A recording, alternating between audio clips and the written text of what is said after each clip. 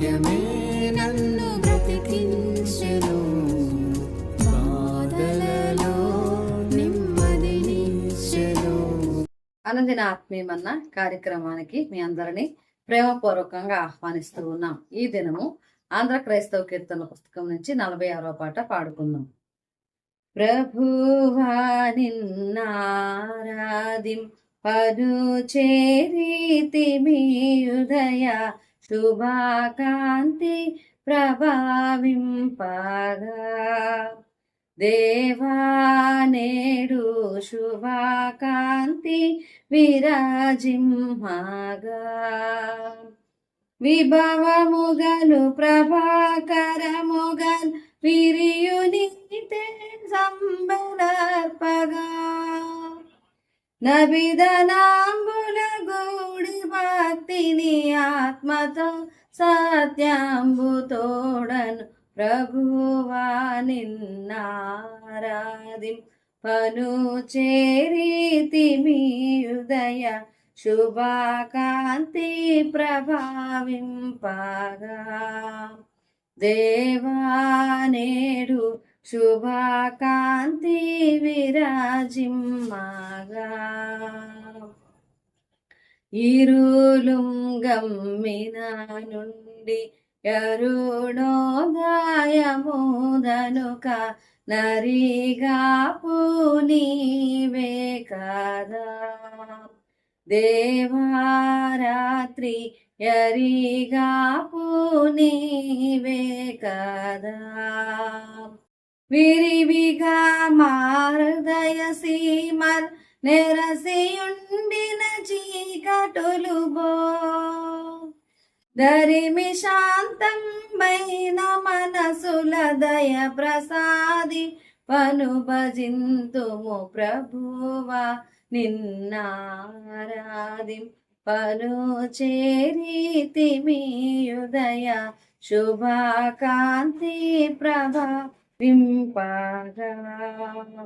దేవా నేడు శుభాకాంతి విరాజిమ్మగా.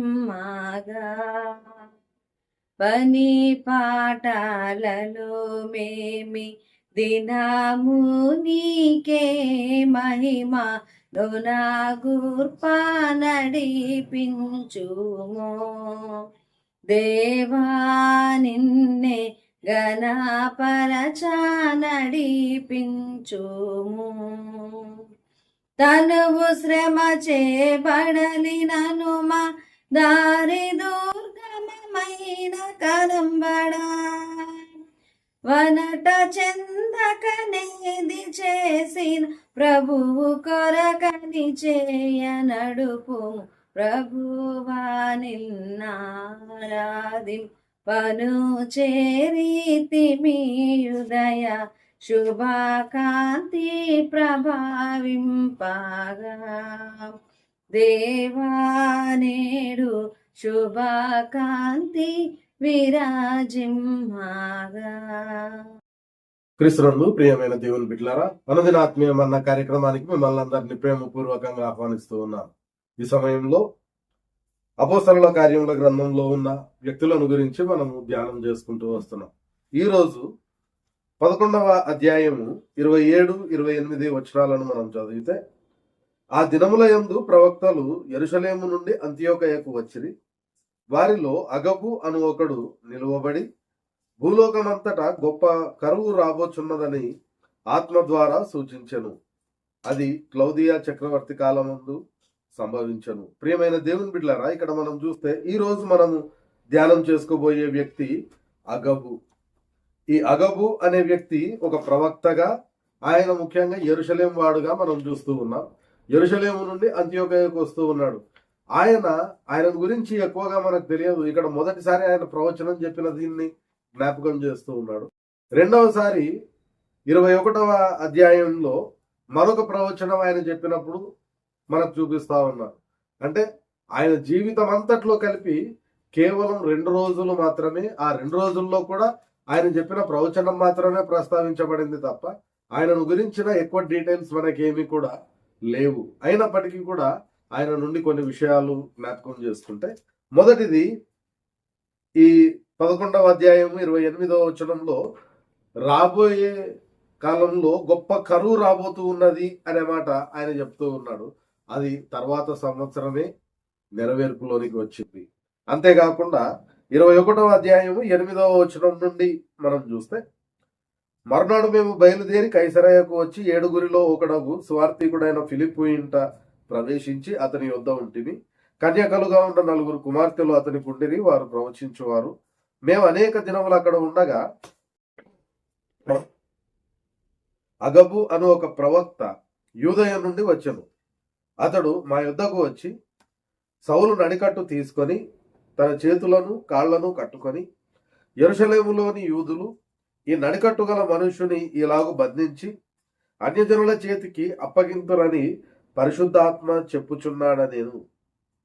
ఈ మాట వినినప్పుడు మేమందరము అక్కడి వారిను యెరూషలేమునకు వెళ్ళవద్దని అతని బతిమాలు కొంటిమి గాని, పౌలు ఇదెందుకు, మీరు ఏడ్చి నా గుండె బద్దలు చేసేదనేలా, నేనైతే ప్రభు అయిన యేసునామం నిమిత్తము యెరూషలేములో బంధింపబడుటకు మాత్రమే కాక చనిపోవుటకును సిద్ధముగా ఉన్నానని చెప్పాను. ప్రియమైన దేవుని బిడ్డలారా, ఈ మాటలు ఈ 2వ ప్రవచనం ఇది నెరవేర్పులోనికి వస్తుంది కానీ అది యెరూషలేములో నెరవేర్పులోకి వచ్చింది. కానీ ఇక్కడ ఆయన ప్రవచించినట్టు యూదులు ఆయనను బంధించలేదు, రోమా సైనికులు ఆయనను బంధించినట్లుగా మనం చూస్తాం.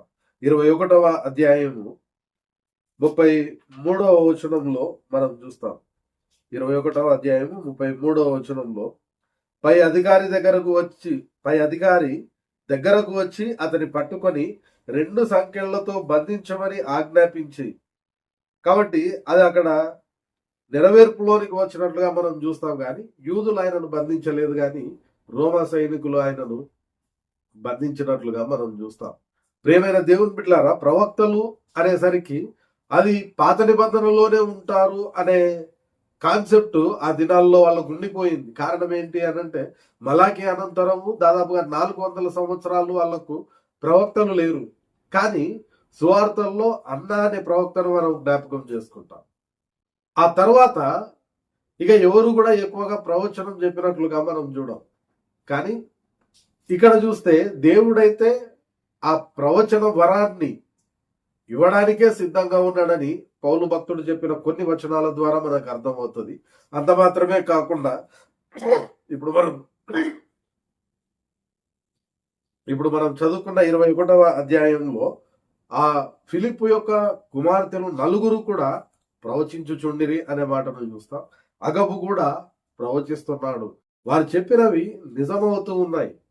అంటే దేవుని యొక్క ఆత్మ వారి ద్వారా ఆ యొక్క ప్రవచన వరాన్ని కొనసాగించింది. ఈ దినానికి కూడా అవి ఉన్నాయి అని చెప్పడానికి పౌలు భక్తుడు చెప్తూ ఉన్న కొన్ని మాటలను మనం చూస్తే, కొరింథీయులకు రాసిన మొదటి పత్రిక 12వ అధ్యాయము 10వ వచనంలో ఆయన చెప్పే మాట, దేవుడు ఒక్కొక్కరికి ఒక్కొక్క వరాన్ని ఇస్తాడు అని చెప్తూ 10వ వచనంలో, మరి ఒకనికి అద్భుత కార్యములు చేయు శక్తియు, మరి ఒకనికి ప్రవచన వరమును, మరి ఒకనికి ఆత్మల వివేచనయు, మరి ఒకరికి నానా విధమైన భాషలు, మరి ఒకరికి భాషల అర్థము చెప్పు శక్తి అనుగ్రహింపబడి ఉన్నవి అనే మాట చెప్తూ ఉన్నాడు. కాబట్టి ఆ ప్రవచనం చెప్పడము అనేది ఏదో పాత నిబంధనకు సంబంధించింది కాదు.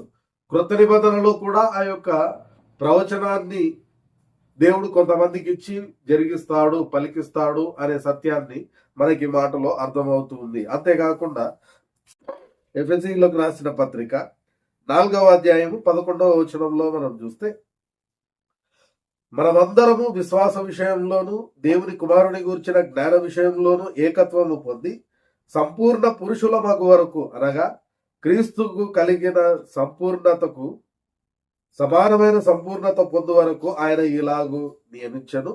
పరిశుద్ధులు సంపూర్ణులగునట్లు క్రీస్తు శరీరము క్షేమాభివృద్ధి చెందుటకును పరిచర్య ధర్మము జరుగుటకును ఆయన కొందరిని అపోస్తలులుగాను, కొందరిని ప్రవక్తలుగాను, కొందరిని సువార్థికులుగాను, కొందరిని కాపరులుగాను, ఉపదేశకులుగాను నియమించను అనే మాటలో ప్రవక్తలు అనేది ఇక్కడ ప్రస్తావించబడుతూ ఉంది. కాబట్టి ప్రవక్త ప్రవచనం చెప్పడము అనే దానిని దేవుడైతే మానలేదు. కానీ ఆయా కాలాల్లో సందర్భాన్ని బట్టి సమయాన్ని బట్టి ప్రవక్తలను దేవుడు లేపుతూ ఉన్నాడు. మరొక విషయము, ప్రవచనం అనంటే కేవలం భవిష్యత్తును ప్రెడిక్ట్ చేయడం మాత్రమే కాదు, కానీ అనేక సందర్భాల్లో దేవుని యొక్క మాట ఏది చెప్పడానికి దేవుడు పంపిస్తాడో అది దేవుని యొక్క నోటి బూరగా ఉండి చెప్పే ప్రతి ఒక్కరు కూడా ప్రవక్తలుగానే పరిగణింపబడతారు. ప్రియమైన దేవుని బిడ్డలారా, ఈ దినాల్లో కూడా చాలా మంది ఒకవేళ ప్రవక్తలు ఉండొచ్చు, కానీ అనేక మంది అటువంటి కొన్ని రెఫరెన్సెస్ ను బేస్ చేసుకొని అబద్ధీకులు కూడా ప్రవచన వరం ఉందని చెప్పుకుంటూ ఉన్నారు. కాబట్టి పౌలు భక్తుడు చెప్పే మాట, ప్రతి ఆత్మను మీరు నమ్మక వివేచన చేయండి. ఏ ఆత్మ దేవునిదో ఏ ఆత్మ అపవాదిదో మీరు తెలుసుకొని అప్పుడు నిజమైన దేవుని యొక్క ఆత్మనే నమ్మమని ఆయన మనల్ని హెచ్చరిస్తూ ఉన్నాడు. కాబట్టి ఎవరైనా దేవుని నామమున చెప్పడానికి ప్రయత్నం చేసినప్పుడు ప్రార్థనా పూర్వకంగా అది అవునా కాదా అని దేవుణ్ణి అడిగి వివేచన చేసి నిర్ణయం తీసుకోవడానికి ప్రయత్నం చేయాలి తప్ప ప్రతి ఆత్మను మనం నమ్మడానికి వీల్లేదు. అటు రీతిగా మనం జీవించడానికి ప్రయత్నం చేద్దాం. పరిశుద్ధాత్మ దేవుడు సహాయం దయచేయును గాక. ప్రార్థన చేసుకుందాం. పరిశుద్ధుడైన దేవా, ప్రేమ గల మా తండ్రి, అగబు అనే ప్రవక్త ద్వారా మాతో మాట్లాడిన విధానం బట్టి నీకు వందనాలు చెల్లించుకుంటూ ఉన్నాం. ప్రభువా, మరి ప్రత్యేకంగా ఆయన 2 పర్యాయాలు